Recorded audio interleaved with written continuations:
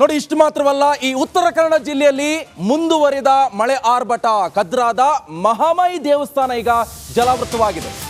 ಡ್ಯಾಮ್ನಿಂದ ಕಾಳಿ ನದಿಗೆ ನೀರು ಕೂಡ ಬಿಡುಗಡೆ ಆಗ್ತಾ ಇದೆ. ಕಾಳಿ ನದಿ ಪಾತ್ರದಲ್ಲಿ ಈಗ ಪ್ರವಾಹದ ಭೀತಿ, ಆತಂಕ ಎಲ್ಲವೂ ಕೂಡ ಶುರುವಾಗಿದೆ. ಈಗಾಗಲೇ ಗಮನಿಸ್ತಾ ಇದ್ವಿ, ನಿರಂತರವಾಗಿ ಮಳೆ ಬರ್ತಾ ಇದೆ, ವರ್ಣಾರ್ಭಟ. ಒಂದು ಕಡೆಯಲ್ಲಿ ಡ್ಯಾಮ್ಗಳೆಲ್ಲ ತುಂಬಿ ಹರಿತಾ ಇದೆ, ನದಿಗಳೆಲ್ಲ ಉಕ್ಕಿ ಹರಿತಾ ಇದೆ, ಎಲ್ಲವೂ ಕೂಡ ಜಲಾವೃತ ಆಗಿರುವಂಥದ್ದು. ಇದು ಉತ್ತರ ಕನ್ನಡದ ಸದ್ಯದ ಪರಿಸ್ಥಿತಿ ಯಾವ ರೀತಿಯಾಗಿದೆ ಅಂತ ನೀವು ಕೂಡ ಗಮನಿಸ್ತಾ ಇರ್ಬೋದು. ಕದ್ರಾ, ಉತ್ತರ ಕನ್ನಡದ ಕದ್ರಾ ನದಿ ತುಂಬಿ ಹರಿತಾ ಇದೆ. ಮಹಾಮಾಯಿ ದೇವಸ್ಥಾನ ಕೂಡ ಈಗ ಮುಳುಗಡೆಯಾಗಿದೆ. ನಿರಂತರವಾಗಿ ಸುರಿತಾ ಇರುವ ಮಳೆಯಿಂದಾಗಿ ಉತ್ತರ ಕನ್ನಡ ಜಿಲ್ಲೆಯ ಹಲವು ಪ್ರದೇಶಗಳು ಕೂಡ ಜಲಾವೃತವಾಗಿರುವಂಥದ್ದು. ಈಗಾಗಲೇ ಕಾಳಿ ನದಿಯಲ್ಲೂ ಕೂಡ ಪ್ರವಾಹ ಉಂಟಾಗಿದ್ದರಿಂದ ಇಲ್ಲಿನ ಅನೇಕ ಪ್ರದೇಶದಲ್ಲೂ ಕೂಡ ಮುಳುಗಡೆಯಾಗಿದೆ. ನಾವೀಗ ಕದ್ರಾದ ಒಂದು ಮಹಾಮಾಯಿ ದೇವಸ್ಥಾನದ ಬಳಿ ಇದ್ದೇವೆ. ನೋಡ್ತಾ ಇರ್ಬೋದು ಯಾವ ರೀತಿಯಾಗಿ ಇಲ್ಲಿ ನೀರಿನ ಮಟ್ಟ ಕೂಡ ಜಾಸ್ತಿ ಆಗಿದೆ. ಪ್ರತಿ ಮಳೆಗಾಲದ ಸಂದರ್ಭದಲ್ಲಿ ಕೂಡ ಕಾಳಿ ನದಿಯಲ್ಲಿ ಕೂಡ ಪ್ರವಾಹ ಬಂದಿದ್ದರಿಂದ, ಜೊತೆಗೆ ಅಣೆಕಟ್ಟಿನಿಂದ ನೀರು ಹೊರಬಿಡುವುದರಿಂದ ಈ ಭಾಗ ಕೂಡ ಸಂಪೂರ್ಣ ಮುಳುಗಡೆ ಆಗುತ್ತೆ. ನೋಡ್ತಾ ಇರ್ಬೋದು ಯಾವ ರೀತಿಯಾಗಿ ಮಹಾಮಾಯ ದೇವಸ್ಥಾನದಲ್ಲಿ ಕೂಡ ದೇವಸ್ಥಾನ ಕೂಡ ಮುಳುಗಿರುವ ದೃಶ್ಯವನ್ನು ನಿಮಗೆ ತೋರಿಸ್ತಾ ಇದ್ದೇವೆ. 2019 ಮತ್ತು 2021 ಸಂದರ್ಭದಲ್ಲೂ ಕೂಡ ಈ ದೇವಾಲಯ ಸಂಪೂರ್ಣವಾಗಿ ಮುಳುಗಡೆಯಾಗಿತ್ತು. ಇದೀಗ ಅಣೆಕಟ್ಟಿನ 8 ಗೇಟ್ಗಳಿಂದ ನೀರನ್ನು ಹೊರಬಿಡಲಾಗುತ್ತಿದೆ. 45,000 ಕ್ಯೂಸೆಕ್ ನೀರನ್ನು ಹೊರಬಿಡಲಾಗ್ತಿದೆ. ಹೀಗಾಗಿ ಇಲ್ಲಿ ನೀರು ತುಂಬಿ ದೇವಸ್ಥಾನ ಕೂಡ ಸಂಪೂರ್ಣ ಮುಳುಗಡೆಯಾಗಿದೆ.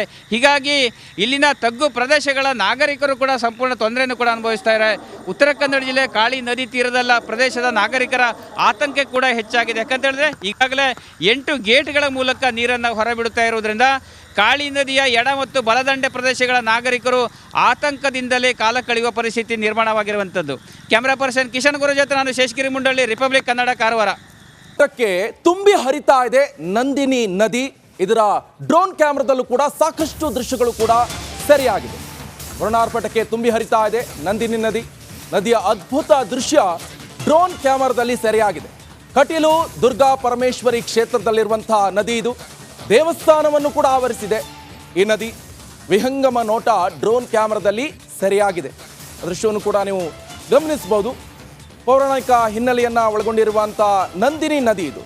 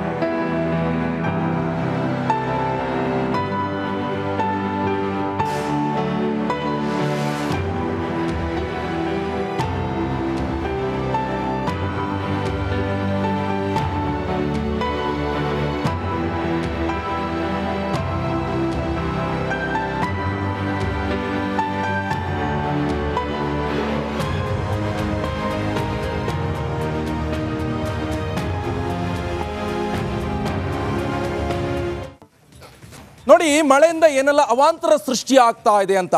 ಕಪಿಲಾ ಪ್ರವಾಹಕ್ಕೆ ದೇವರಿಗೆ ಈಗ ಜಲ ದಿಗ್ಬಂಧನ. ನಂಜನಗೂಡು ದೇವಾಲಯಕ್ಕೆ ಜಲಕಂಟಕ ಎದುರಾಗಿದೆ. ಡ್ರೋನ್ ಕ್ಯಾಮರಾದಲ್ಲಿ ಜಲಾಸುರನ ದರ್ಶನ ಕೂಡ ಆಗಿದೆ. ಕಪಿಲಾ ನದಿಯ ಸ್ನಾನಘಟ್ಟ, ಪರಶುರಾಮ ದೇವಸ್ಥಾನ, ಅಯ್ಯಪ್ಪ ಸ್ವಾಮಿ ದೇವಸ್ಥಾನ ಎಲ್ಲವೂ ಕೂಡ ತಗ್ಗು ಪ್ರದೇಶದಲ್ಲಿ ಈಗ ಮುಳುಗಡೆಯಾಗಿದೆ. ವರ್ಣಾರ್ಭಟಕ್ಕೆ ಇವೆಲ್ಲವೂ ಕೂಡ ಅವಾಂತರ ಸೃಷ್ಟಿಯಾಗಿರುವಂಥದ್ದು. ಇದು ಮೈಸೂರಿನಲ್ಲಿ ಕಪಿಲಾ ನದಿ ಪ್ರವಾಹಕ್ಕೆ ದೇವರಿಗೂ ಕೂಡ ಜಲ ದಿಗ್ಬಂಧನ. ನಂಜನಗೂಡು ದೇವಾಲಯಕ್ಕೆ ಜಲಕಂಟಕ ಎದುರಾಗಿದೆ. ಡ್ರೋನ್ ಕ್ಯಾಮರಾದಲ್ಲಿ ಈ ಜಲಾಸುರನ ದರ್ಶನ ಕೂಡ ಆಗಿದೆ.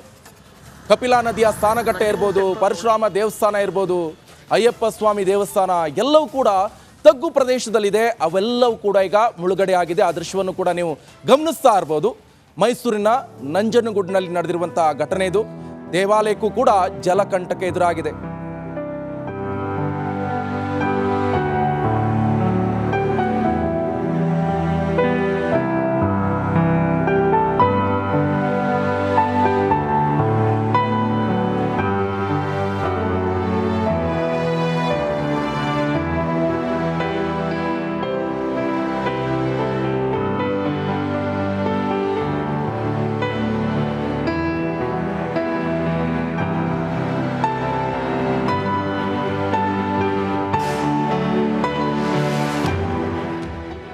ಕಬಿನಿ ಜಲಾಶಯ ಸಂಪೂರ್ಣವಾಗಿ ಭರ್ತಿಯಾಗಿದೆ. ಈಗಾಗಲೇ ಜಲಾಶಯದಿಂದ 70,000 ಕ್ಯೂಸೆಕ್ಸ್ ನೀರು ಬಿಡ್ತಾ ಇರೋ ಹಿನ್ನೆಲೆಯಲ್ಲಿ ನಂಜನಗೂಡಿನ ಕಪಿಲಾ ನದಿ ಮೈದುಂಬೇರಿತಾ ಇದೆ. ನಾನೀಗ ಸದ್ಯ ಮೈಸೂರು ಜಿಲ್ಲೆಯ ದಕ್ಷಿಣ ಕಾಶಿಯಲ್ಲಿ ಕರೆಯಲ್ಪಡುವಂತಹ ನಂಜನಗೂಡಲ್ಲಿದ್ದೇನೆ. ನಂಜನಗೂಡಿನ ಕಪಿಲಾ ನದಿ ಈಗ ಮೈದುಂಬಿ ಹರಿತಾ ಇದೆ. ಸಾಕಷ್ಟು ರಭಸವಾಗಿ ನೀರು ನುಗ್ತಾ ಇರುವಂಥದ್ದು. ಈಗಾಗಲೇ 70,000 ಕ್ಯೂಸೆಕ್ಸ್ ನೀರು ಬಿಟ್ಟ ಕಾರಣಕ್ಕಾಗಿ ಈಗಾಗಲೇ ರಾಷ್ಟ್ರೀಯ ಹೆದ್ದಾರಿ 766 ಸಂಪೂರ್ಣವಾಗಿ ಬಂದಾಗಿದೆ. ಸೊ ಈ ಒಂದು ಹಿನ್ನೆಲೆಯಲ್ಲಿ ಎರಡು ರಾಜ್ಯಗಳಿಗೆ ಕೇರಳ ಮತ್ತು ತಮಿಳುನಾಡಿಗೆ ಹೋಗುವಂತಹ ರಸ್ತೆ ಕೂಡ ಸಂಪರ್ಕ ಕಟ್ಟಾಗಿರುವಂಥದ್ದು. ಜೊತೆಗೆ ನಂಜನಗೂಡಿನ ಏನು ಸ್ನಾನಘಟ್ಟ ಸಂಪೂರ್ಣವಾಗಿ ಮುಳುಗಡೆ ಆಗಿದೆ. ಜೊತೆಗೆ ಈಗಾಗಲೇ ಏನು ನೀರಿಗೆ ಸ್ನಾನ ಮಾಡೋದಕ್ಕೆ ಯಾರು ಇಳಿಬಾರ್ದು ಅಂತೇಳಿ ಈಗಾಗಲೇ ಮುಂಜಾಗ್ರತಾ ಕ್ರಮವಾಗಿ ಸಾಕಷ್ಟು ಬ್ಯಾರಿಕೇಡ್ಗಳನ್ನು ಹಾಕಿ ಈಗಾಗಲೇ ಇಲ್ಲಿಗೆ ಬರುವಂಥವ್ರಿಗೆ ನಿಷೇಧವನ್ನು ಹೇರಲಾಗಿದೆ. ಜೊತೆಗೆ ಏನು ಇಲ್ಲಿ ಹಣ್ಣು ಕಾಯಿ ಮಾರ್ತಾ ಇದ್ದಂತಹ ಅಂಗಡಿಗಳಿಗೂ ಕೂಡ ಸಂಪೂರ್ಣವಾಗಿ ನೀರಿನಿಂದ ಮುಳುಗಡೆ ಆಗಿರುವಂಥದ್ದು. ಇನ್ನು ಪಕ್ಕದಲ್ಲಿರುವಂತಹ ಏನು ಮುಡಿ ಮಾಡುವಂತಹ ಜಾಗ ಕೂಡ ಈಗ ಸಂಪೂರ್ಣವಾಗಿ ನೀರಿನಿಂದ ಮುಳುಗಡೆ ಆಗಿರೋ ಕಾರಣಕ್ಕಾಗಿ ಮುಡಿ ಮಾಡುವಂತಹ ಸ್ಥಳವನ್ನು ಕೂಡ ಬೇರೆಡೆಗೆ ಸ್ಥಳಾಂತರ ಮಾಡಲಾಗಿದೆ.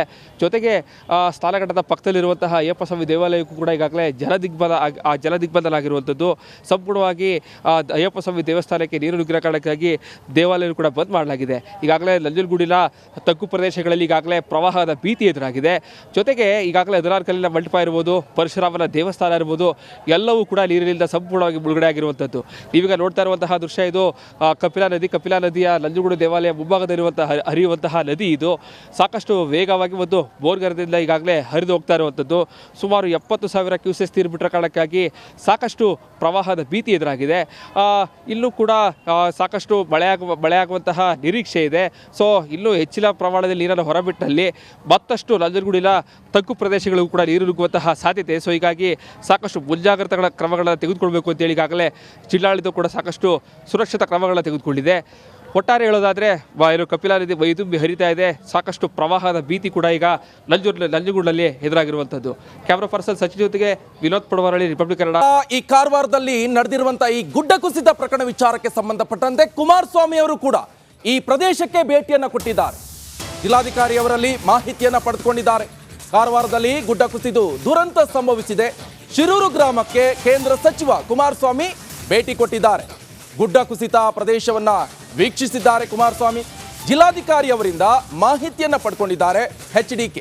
ಈಗಾಗಲೇ ಸಂತ್ರಸ್ತರಿಗೆ ಪರಿಹಾರವನ್ನ ಒದಗಿಸಲಾಗಿದೆ. ಅವೈಜ್ಞಾನಿಕ ಕಾಮಗಾರಿಯಿಂದ ಈ ಗುಡ್ಡ ಕುಸಿದಿದೆ. ಕೇಂದ್ರದಿಂದ ಪರಿಹಾರ ಒದಗಿಸುವ ಪ್ರಯತ್ನವನ್ನ ಮಾಡ್ತೀನಿ. ರಿಪಬ್ಲಿಕ್ ಕನ್ನಡಕ್ಕೆ ಕುಮಾರಸ್ವಾಮಿ ಎಕ್ಸ್ಕ್ಲೂಸಿವ್ ಆಗಿ ಮಾತನಾಡಿದ್ದಾರೆ. ಬನ್ನಿ ಹಾಗಾದ್ರೆ ಏನ್ ಹೇಳಿದ್ದಾರೆ ಕೇಳೋಣ. ಉತ್ತರ ಕನ್ನಡ ಜಿಲ್ಲೆಯ ಗುಡ್ಡ ಕುಸಿತದ ಪ್ರದೇಶಕ್ಕೆ ಇವತ್ತು ಕೇಂದ್ರ ಸಚಿವರಾದಂತಹ ಕುಮಾರಸ್ವಾಮಿ ಅವರು ಆಗಮಿಸಿದ್ದಾರೆ. ಈ ಬಗ್ಗೆ ಅವರನ್ನು ಮಾತಾಡ್ಸೋಣ. ಸರ್, ಈಗ ಜುಲೈ 16ರಂದು ಸರ್ ಗುಡ್ಡ ಕುಸಿತ ಆಗಿದೆ, ಮತ್ತೆ ತಾವು ಕೂಡ ಭೇಟಿ ಕೊಟ್ಟಿದ್ರಿ ಸರ್, ಅಧಿಕಾರಿಗಳಿಂದ ಮಾಹಿತಿ ಪಡ್ಕೊಂಡ್ರಿ ಸರ್. ಈಗ ಗುಡ್ಡ ಕುಸಿತ 16ನೇ ತಾರೀಕಿನಂದು ಆಗಿರತಕ್ಕಂಥ ಘಟನೆ ಏನಿದೆ, ಜಿಲ್ಲಾಡಳಿತ ತಕ್ಷಣ ನಮ್ಮ ಜಿಲ್ಲಾಧಿಕಾರಿಗಳು, ಪೊಲೀಸ್ ಹಿರಿಯ ಅಧಿಕಾರಿಗಳು ಎಲ್ಲರೂ ಜೊತೆಗೂಡಿ ತಕ್ಷಣ ಅನಾಹುತನ ತಪ್ಪಿಸ್ಲಿಕ್ಕೆ ಪ್ರಯತ್ನ ಪಟ್ಟಿದೆ. ಬಟ್ ಅನಾಹುತ ತಪ್ಪಿಸ್ಲಿಕ್ಕೆ ಸಾಧ್ಯ ಇಲ್ಲದೆ ಇರತಕ್ಕಂಥ ಒಂದು ರೀತಿಯಲ್ಲಿ ಇದು ಘಟನೆ ನಾವು ಯಾರೂ ಊಹೆ ಮಾಡದೇ ಇರತಕ್ಕಂಥ ರೀತಿಯಲ್ಲಿ ಆಗಿರ್ತಕ್ಕಂಥ ಘಟನೆ. ಈ ಒಂದು ಇತ್ತೀಚಿನ ದಿನಗಳಲ್ಲಿ ನಮ್ಮ ರಾಜ್ಯದಲ್ಲೂ 2018ರಲ್ಲಿ ಕೊಡಗಿನಲ್ಲೂ ಆದಂಥದ್ದು ಘಟನೆಗಳು ನಾವು ನೋಡಿದ್ದೇವೆ. ಅಲ್ಲೂ ಲ್ಯಾಂಡ್ ಸ್ಲೈಡ್ ಆಗಿ ಹಲವಾರು ರೀತಿಯ ಜೀವಾನಿ ಆದಂಥದ್ದು ಕಂಡಿದ್ದೆ. ಇವತ್ತು ಈ ಭಾಗದಲ್ಲಿ ನಿರಂತರವಾಗಿ ಮಳೆಯ ಒಂದು ಅನಾಹುತದಲ್ಲಿ ಇಲ್ಲಿ ಏನೋ ಒಂದು ನಿತ್ಯ ಇಲ್ಲಿ ಓಡಾಡ್ತಕ್ಕಂಥ ವಾಹನಗಳ ಸಂಖ್ಯೆ ಒಂದು ಕಡೆ ಜಾಸ್ತಿ ಇದೆ. ಈ ಭಾಗದಲ್ಲಿ ಒಂದು ಟೀ ಅಂಗಡಿ ಇಟ್ಟುಕೊಂಡು ಜೀವನ ಮಾಡತಕ್ಕಂಥ ಒಂದು ಕುಟುಂಬ, ಅದು ತುಂಬ ಅನ್ಯಾಯ ಆಯಿತು. ಆ ಕುಟುಂಬದ 5 ಜನವೂ ಮರಣ ಹೊಂದಿರತಕ್ಕಂಥದ್ದು ನಿತ್ಯ ದುರಂತ. ಅದು ನಮ್ಮ ಜಿಲ್ಲಾಡಳಿತ ಎಷ್ಟೇ ವೇಗವಾಗಿ ಬಂದು ಕೆಲಸವನ್ನು ನಿರ್ವಹಣೆ ಮಾಡಲಿಕ್ಕೆ ಪ್ರಯತ್ನ ಪಟ್ಟರು ಜೀವ ಅಂತೂ ಉಳಿಸ್ಲಿಕ್ಕಾಗಿಲ್ಲ. ಆದರೆ ಇಲ್ಲಿ ಅವೈಜ್ಞಾನಿಕವಾದಂಥ ರೀತಿಯಲ್ಲಿ ನಮ್ಮ ಒಂದು ಮೂಲಭೂತ ಸೌಕರ್ಯಗಳನ್ನು ಕೊಡ್ತಕ್ಕಂಥದ್ರಲ್ಲಿ ಇಂಜಿನಿಯರಿಂಗ್ ಡಿಪಾರ್ಟ್ಮೆಂಟಿಂದ ಈ ಕೆಲಸಗಳನ್ನು ಮಾಡಬೇಕಾದ್ರೆ ಸ್ವಲ್ಪ ಮುಂಜಾಗ್ರತೆ ಕ್ರಮಗಳು ಯಾವ ರೀತಿ ಇರಬೇಕು ಅಂತಕ್ಕಂಥದ್ದು ಪಶ್ಚಿಮ ಘಟ್ಟ ಪ್ರದೇಶಗಳಲ್ಲಿ ಸೈಂಟಿಫಿಕ್ ವೇನಲ್ಲಿ ಕೆಲಸಗಳಾಗಬೇಕು ಅಂತಕ್ಕಂಥ ಎಲ್ಲರೂ ಹೇಳ್ತಕ್ಕಂಥದ್ದು. ಇದು ಇಂಥ ಒಂದು ಘಟನೆ ನಿಜಕ್ಕೂ ನಮ್ಮೆಲ್ಲರಿಗೂ ಆಶ್ಚರ್ಯ ತರತಕ್ಕಂಥದ್ದು. ಅದು ಆ ಮಟ್ಟದಲ್ಲಿ ಮಣ್ಣಿನ ಕುಸಿತ ವೇಗದಲ್ಲಿ ಬಂದಿರತಕ್ಕಂಥದ್ದೇನಿದೆ, ಒಂದು ನಮ್ಮ ಗ್ಯಾಸ್ನ ಟ್ಯಾಂಕರನ್ನು ಸಹ ಕೊಚ್ಕೊಂಡು ಹೋಗ್ತಕ್ಕಂಥದ್ದು ಮತ್ತು ಇನ್ನೂ ಒಂದು ಟ್ಯಾಂಕರ್ ಇಲ್ಲಿದೆ ಅಂತಕ್ಕಂಥದ್ದು ಮಣ್ಣಲ್ಲಿ ಮುಚ್ಚಿದೆ ಅಂತಕ್ಕಂಥದ್ದು ಇನ್ನೂ ಅದನ್ನು ಹುಡುಕ್ಲಿಕ್ಕೆ ಪ್ರಯತ್ನ ಪಡ್ತಾ ಇದ್ದಾರೆ.